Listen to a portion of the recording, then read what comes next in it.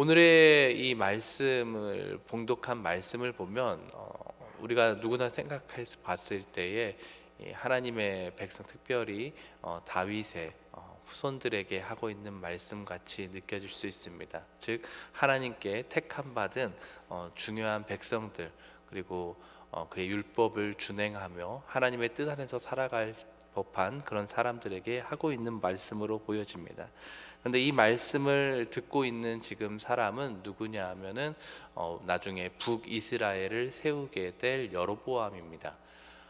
이 당시 여로보암은 아직 왕이 아닙니다. 그리고 지금 우리가 날조를 통해 알고 있는 것처럼 지금 솔로몬의 시기입니다. 솔로몬의 초기 시기에는 굉장히 하나님께서 기뻐하시는 왕으로서 주님의 뜻대로 행하는 모습들이 있었지만, 이제 말년에 가서는 정말 끔찍한 일들이 벌어지고 있는 것을 볼 수 있습니다. 이 열왕기상 11장 서두의 말씀을 한번 보도록 하겠습니다. 1절, 2절, 3절 말씀을 한번 다 같이 읽어보도록 하겠습니다. 1, 2, 3절입니다. 솔로몬 왕이 바로의 딸 외에 이방의 많은 여인을 사랑하였으니 곧 모압과 암몬과 에돔과 시돈과 헷 여인이라. 여호와께서 일찍이 이 여러 백성에 대하여 이스라엘 자손에게 말씀하시기를 너희는 그들과 서로 통혼하지 말며 그들도 너희와 서로 통혼하게 하지 말라. 그들이 반드시 너희의 마음을 돌려 그들의 신들을 따르게 하리라 하셨으나 솔로몬이 그들을 사랑하였더라. 왕은 후궁이 700명이요 첩이 300명이라. 그의 여인들이 왕의 마음을 돌아서게 하였더라. 지금 솔로몬 왕의 지금 상황입니다. 처한 상황. 상상도 할 수 없는 일이긴 한데요. 지금 아내가 몇 명이라고 합니까? 700명이고 첩이 300명입니다. 모르겠습니다. 남성들이 어떻게 생각할지 모르겠지만 이 상상도 할 수 없는 일들이 벌어지고 있는 것을 보게 됩니다. 근데 문제는 이 아내를 많이 둔 것도 문제지만 더 큰 문제는 이 아내들을 통하여서 무엇이 들어오고 있냐면은 바로 하나님께서 가장 싫어하는 우상들이 들어오고 있는 것을 보게 됩니다. 7절 말씀 다 같이 한번 읽어보겠습니다. 모압에 가증한 그스못을 위하여 예루살렘 앞 산에 산당을 지었고 또 암몬 자손에 가증한 몰록을 위하여 그와 같이 하였으며. 지금 신들, 이 여인들과 함께 무엇이 들어오고 있냐? 우방신들이, 이방신들이, 우상들이 들어오고 있는 것을 보게 됩니다. 그러니까 단순히 아내를 취한 것이 아니라 이 아내를 취했다라는 것은 하나님의 말씀에서 벗어나고 있는 일들이 벌어지고 있다라는 것입니다. 솔로몬의 말년의 모습입니다.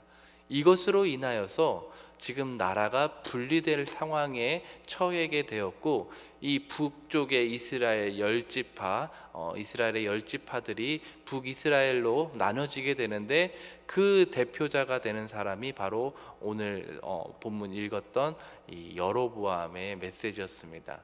그리고 우리는 이 역사를 통해 알게 되지만 이 북이스라엘 열지파는 이 여로보암이 세운 이후로 모든 왕들이 다 하나님께 질타받고 징계받는 그러한 왕들로 세워지는 것을 보게 됩니다. 이런 걸 봤을 때 이 북이스라엘은 시작부터 문제가 클 것이라고 생각하고 하나님께서 저주하고 버린 왕이었을 것이다, 왕조였을 것이다 라고 생각할 수 있겠지만, 중요한 것은 오늘 말씀처럼 그렇지 않았다라는 겁니다. 우리가 처음 읽었던 본문의 말씀을 다시 한번 읽어보겠는데 38절입니다. 그 여로보암에게 하고 있는 하나님의 메시지입니다. 내가 만일 내가 명령한 모든 일에 순종하고 내 길로 행하며 내 눈에 합당한 일을 하며 내 종 다윗이 행함같이 내 율례와 명령을 지키면 내가 너와 함께 있어 내가 다윗을 위하여 세운 것 같이 너를 위하여 견고한 집을 세우고 이스라엘을 내게 주리라. 아멘. 여로보암, 다윗의 후손도 아닙니다. 그의 혈통도 아닙니다. 그리고 이러한 하나님의 유업을 얻을 자도 아니었습니다. 하지만 이 솔로몬의 실정으로 인하여서 이에게도 하나의 약속을 받게 되는데, 그 약속이 무엇이냐? 너가 다윗과 같이 그 율법을, 하나님의 말씀과 뜻을 그대로 이행하고 그 뜻대로 살아간다면 다윗에게 했던 그 약속을 너에게도 너의 후손에게도 너의 왕국에게도 주도록 하겠다라는 동일한 약속이 주어지는 것을 보게 됩니다. 근데 중요한 것은, 여기에서 우리가 집중하고자 하는 것은 바로 순종의 마음입니다. 내가 명령한 모든 일에 순종하면, 그리고 내 길로 행하면 이라는 것에 집중해 보고자 합니다. 하나님의 백성들에게도 이 명령이 있었고, 하나님의 백성이 아닌 자들에게도 이 명령은 동일하게 주어지고 있는 것입니다. 순종해라, 내 길을 따라라. 이것은 하나님께서 우리에게 주고 있는 메시지 중에 중요한 메시지인데, 그것은 바로 너희가 내 안에서, 내 앞에서 겸손한 마음을 품고 살아간다면 내가 너를 높여주겠다라는, 내가 너를 지켜주시겠다라는 하나님의 약속이 있는 것입니다. 이것은 하나님의 백성들에게도 주어진 말씀이며, 또 동일하게 하나님의 유업을 받지 못하는 모든 사람들에게 주어지는 하나님의 메시지입니다. 그런 의미에서 우리는 내가 하나님의 택함받은 자든 택함받지 않는 자든 이 진리 안에 우리가 머무른다면 하나님의 놀라운 은혜 가운데에, 하나님의 약속 가운데 우리에게 큰 하나님의 그 긍휼이 임하게 된다라는 것을 기억해야만 하는 것입니다. 이것은 하나님의 백성에게도 주어진 것이고 하나님이 백성이 아닌 자들에게도 주어진 것입니다. 겸손이라 하는 것은 하나님을 모실 수 있고 하나님을 섬길 수 있는 유일한 길이 될 수 있는 것입니다. 오늘 일자 날주 빌립보서 2장 6절 11절 말씀을 함께 보겠습니다. 빌립보서 2장 6절 11절 말씀입니다.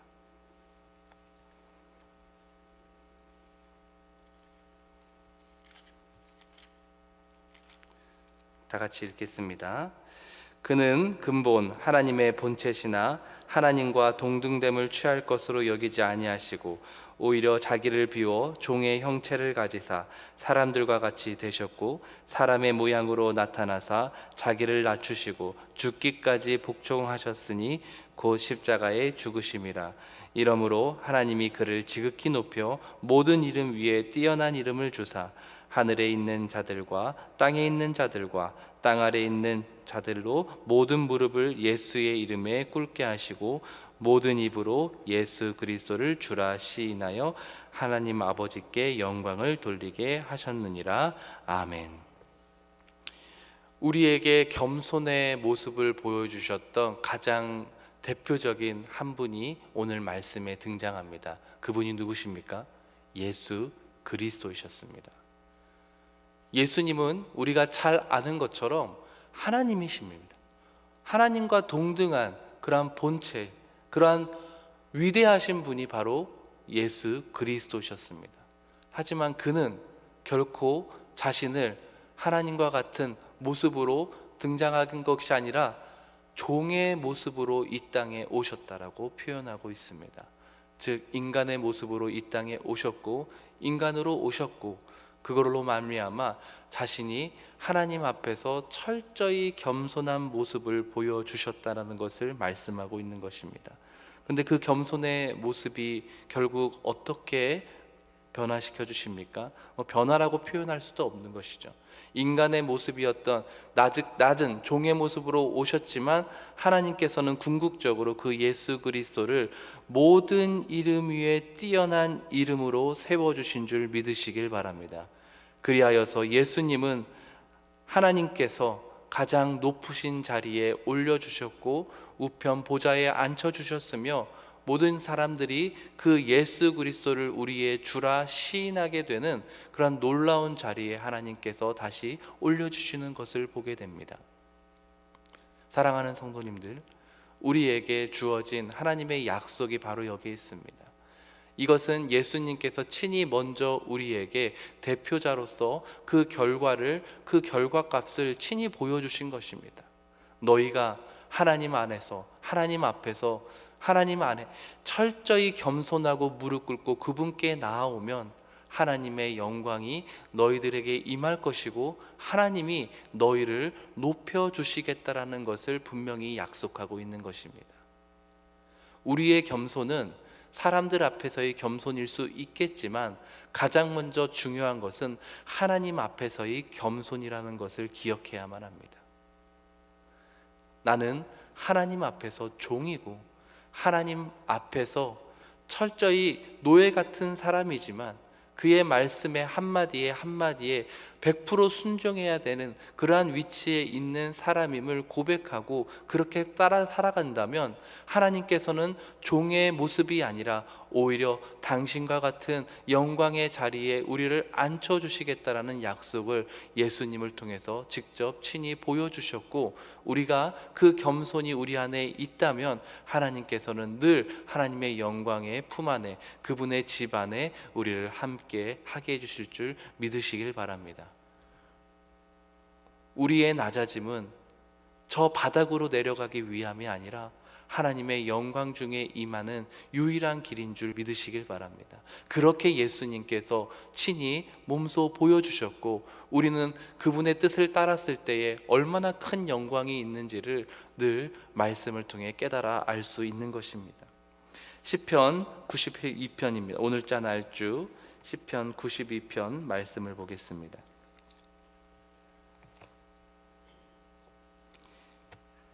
오늘자 날주 시편 92편 말씀입니다.